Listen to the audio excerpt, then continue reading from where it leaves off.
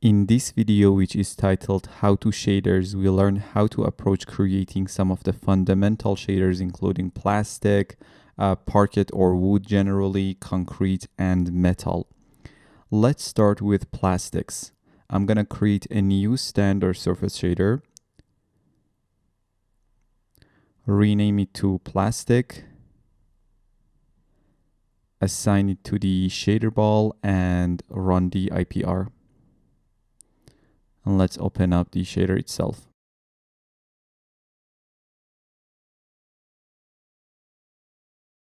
For plastic shaders, base color is the most important component and contributes the most to the final look. Let's use this yellowish orange color with the RGB values of 252, 190, and 10. And set the base weight to 1. Now coming down to the specular section, I mentioned in the specular lesson that for most materials and shaders, you can safely keep the specular weight and color at 1 and white to keep the shader as physically accurate as possible. In the past, we used to control specular weight and specular color and roughness and then define very specific IR values for each shader. Just forget that. In this new approach, specular weight is almost always 1.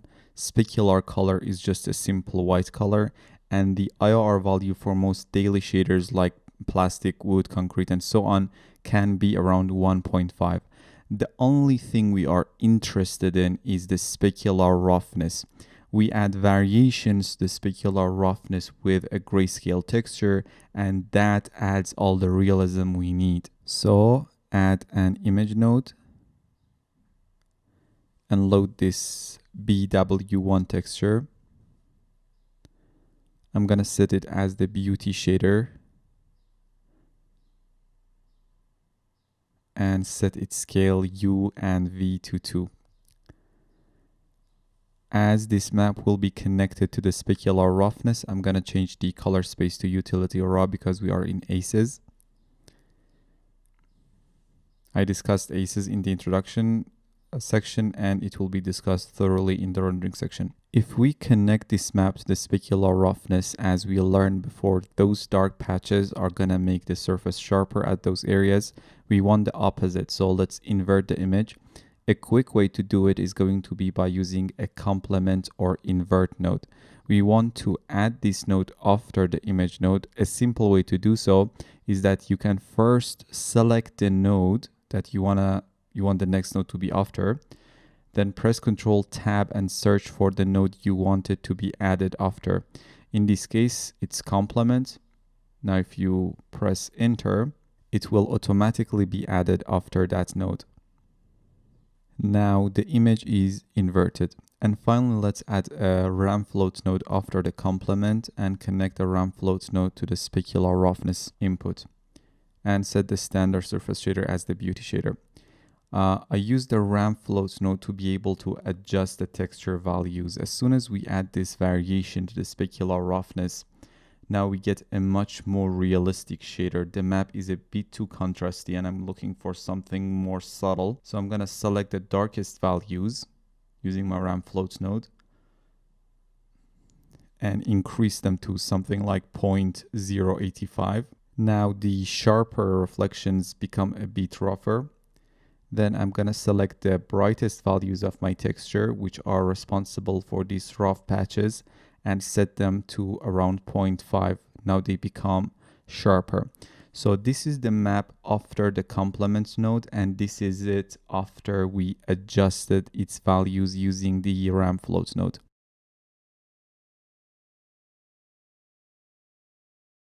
So using this RAM float node, we made the darker values a bit brighter to make the sharpest parts a bit rougher, and we also made the brighter parts quite darker to make the rougher parts much sharper, and that is the shader we get.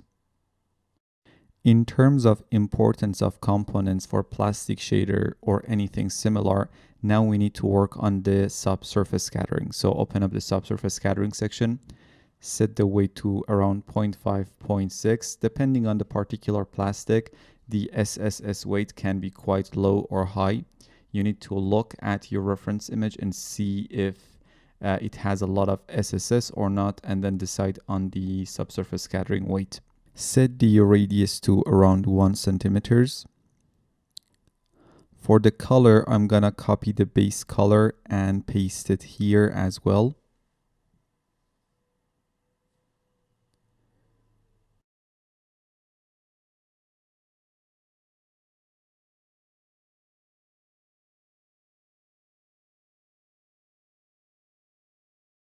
And this really adds quite a lot to the overall realism of the shader. It's beautiful. The next thing to consider is to work on the bump mapping. For most surfaces, you need an overall unevenness that can be achieved with a simple noise, and then more high frequency details, which you can just reuse the specular roughness map for it. Now let's add a bump to the node. Now, should we use the original map or the inverted version? If I set the complement shader as the beauty shader, we know that these white patches are making the specular reflections rougher and the dark patches are making the surface sharper. If we consider bump map, these white patches will add bump and dark patches will add indent. And that is what we want. So connect the complement to the bump map input of the bump 2D node, and bump 2D node to the normal input of the shader, and set the shader as the beauty shader. The bump amount is clearly too much. Let's try 0.05 centimeters. Still too much. Let's try 0.01. You know, bump mapping can be a bit tricky. So when I add bump mapping, I tend to scale up the render to see what is happening in the final render. So let me draw a region and set the scale to 200% in the IPR.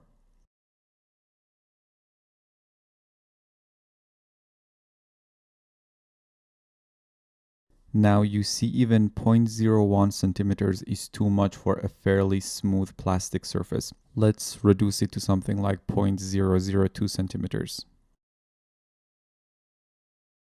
I think this is good. We don't want to exaggerate anything. Subtle and little is always better. So that's the high frequency details. Let's disable the region and set the scale back to 100%. Now let's quickly add that general unevenness to the surface using a noise node. Most of the materials and surfaces surrounding us in real life are not made perfectly. It's not going to be perfectly smooth. There is some sort of waviness to it. And if you take a look at any reflective surface around you can see that overall waviness and unevenness to them. So add a noise node, set it as the beauty shader, set its scale to around 13. Now connect it to a bump 2D node and connect the bump 2D node to the normal input of our main bump 2D node in the chain.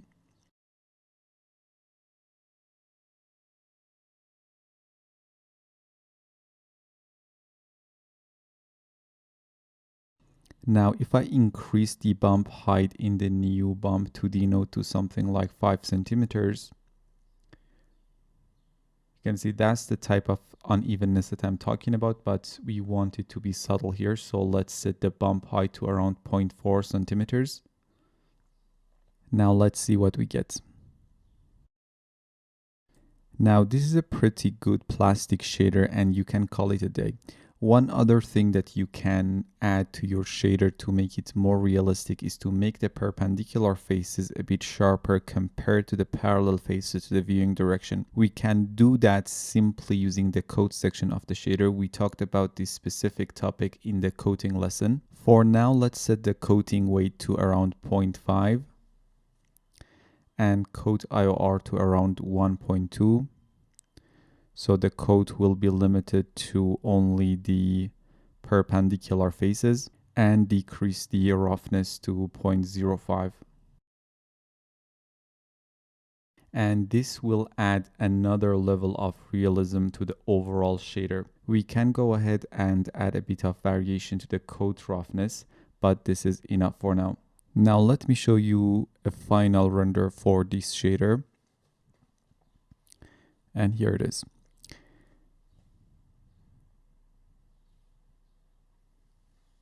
Now the good thing is that this whole shader is being controlled with one map that is connected to both the specular roughness and bump input. If you load another texture, you would get an entirely different look. Now let's quickly turn this into a red plastic shader, duplicate the original one and assign it. And we can rename it to plastic red or something like that. Now we just need to change the base color and the SSS color to any other color we want. Let's go for a red color with the RGB values of 184, 37, and 37. And copy the same color to the SSS color as well. I think the roughness map can be adjusted a bit.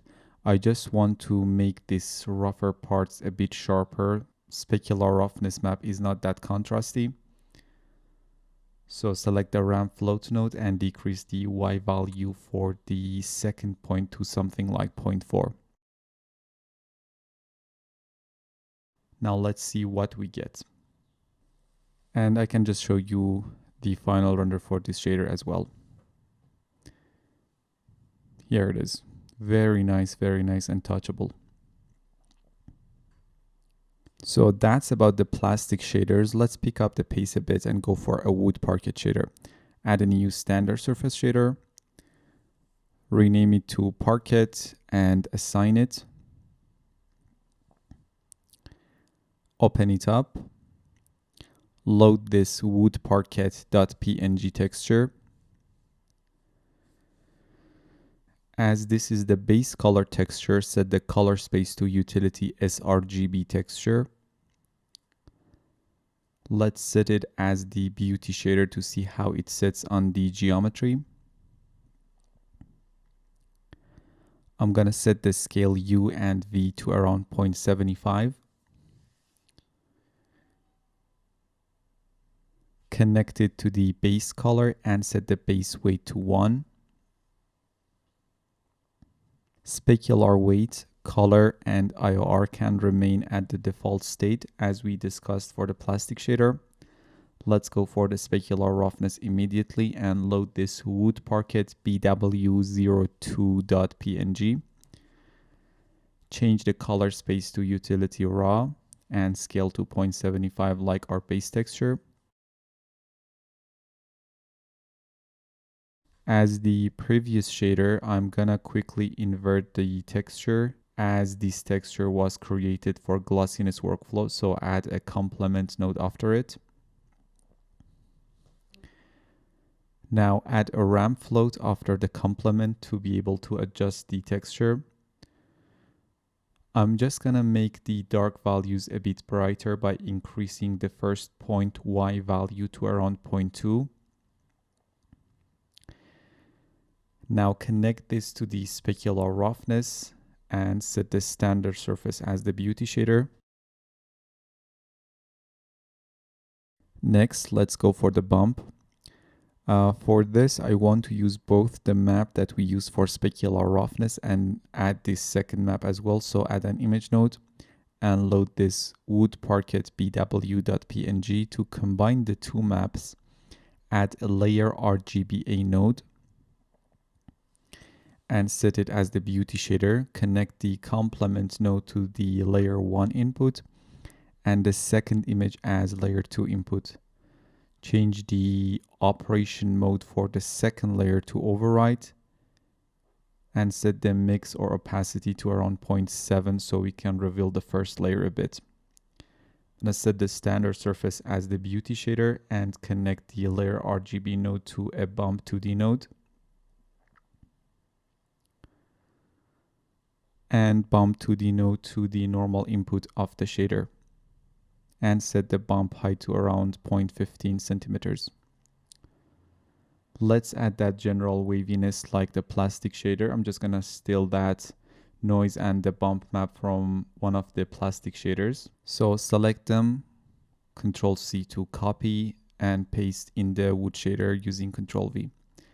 And connect this bump 2D node to the normal input of the existing bump 2D node. Now let's add the coat. I'm gonna set the coat weight to around 0.3. Roughness can be changed depending on what we are trying to achieve. 0.1 is good here, and let's decrease the IOR to 1.2. And this is our final shader. Let me just show you this final high resolution render.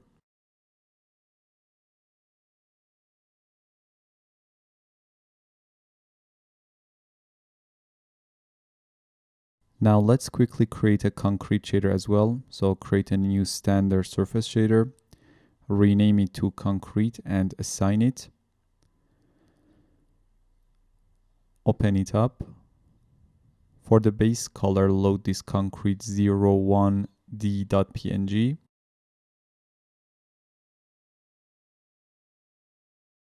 We can set the color space to auto, as the map will be used for specular roughness and bump mapping as well. Set this texture as the base color and set the base weight to 1. In the image node, we can disable uniform scale and set the scale U to around 0.8 so the map sits nicer on the shader, basically more squared. I'll be using the same map for the specular roughness as well, so we need to invert it. Add a complement node and use the image as its input. And now we have an inverted map. Add a ramp float after it in case it's needed, and now connect it to the specular roughness input. Depending on how much sharp or rough you want the concrete to be, you can simply adjust the ramp float and make it darker for sharper concrete or make it brighter for a rougher concrete. Specular weight, color, and IOR can remain at what they are. Finally, let's add a bump 2D node. Set the bump height to around 0.1. And use our original map as the bump map input and set the bump height to around 0.1 centimeters. And here is our final render and final shader. Let me just show you here. You can add the second bump map like the previous shaders, but in very rough surfaces like concrete, it won't be that visible. And the same thing is true for the coat component. Finally, let's create a metal shader. So create a new standard surface. Rename it to gold and assign it to the shader ball and open it up.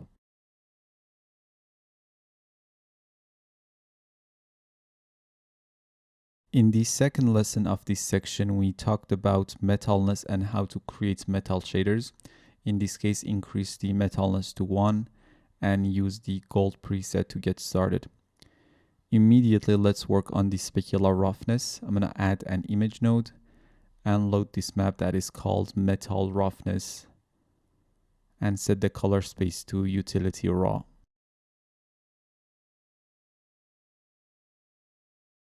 Add a ramp float node after it and connect the ramp float to the specular roughness input.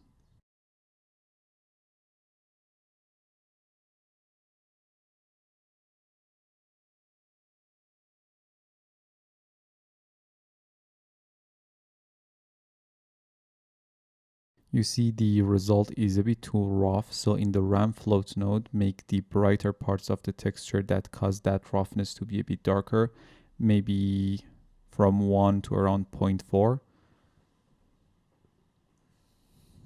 So imagine basically if you decrease the roughness value itself from 1 to 0.4, it would make the overall shader much sharper. And now we are basically doing the same thing by making the brighter values quite darker. Therefore, the overall shader will be much sharper. I'm also going to select the texture itself and set its scale to 2 and 2. Let's quickly add a bump 2D node. Set the bump height to something very low, like around 0.008 centimeters. Use the same texture as the bump map input and connect the bump 2D node to the normal input of the shader.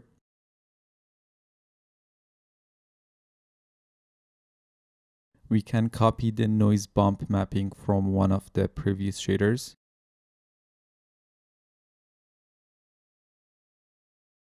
And connect the output of the bump 2D node to the normal input of our existing bump 2D node.